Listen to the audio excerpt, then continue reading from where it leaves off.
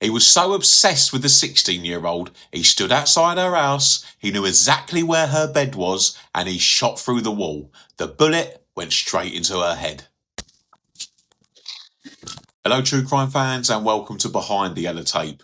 Today we're diving into a case that truly shocked a quiet community in Colorado Springs. The murder of Emma Walker. It's a heartbreaking story that involves high school love, obsession and a chilling calculated act that no one saw coming. Emma Walker was a vibrant 16-year-old. By all accounts, she was a bright, popular student at Liberty High School, a cheerleader with a wide circle of friends. She was dating a fellow student named Riley Benko, who went by Ian. Whilst their relationship started out like many high school romances, it began to sour.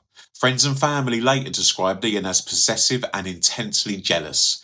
Emma eventually made the difficult but necessary decision to break up with him. This is where the story takes a dark and dangerous turn. Ian refused to accept the breakup. He began a campaign of intense harassment and stalking. He constantly called and texted Emma, sometimes up to 75 times an hour. He would show up uninvited and even hacked into her social media accounts to post alarming, fabricated messages. Emma and her family became genuinely afraid. They reported his behaviour to the school and to the police. There were discussions about a restraining order, but tragically the legal system wasn't fast enough to protect her. And so the harassment escalated dramatically just before the murder. Ian allegedly threatened Emma and her new boyfriend. He was consumed by a desire to control her. And when that control was gone, his obsession turned deadly. On the night of the 5th of February 2017, Emma was at home asleep in her bedroom. Her younger brother Jake was also in the house. In the early hours of the morning, around 4:15 a.m, Ian Benko drove to her house. Instead of confronting her, he executed a cold and truly disturbing plan. He didn't break in through a door or a window. He positioned himself outside Emma's house near her bedroom wall. He then fired a shot from a handgun.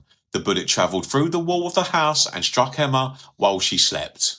The single shot woke her brother Jake, who immediately called 911. By the time emergency services arrived, it was too late. Emma Walker was dead, killed by a bullet fired from outside her home.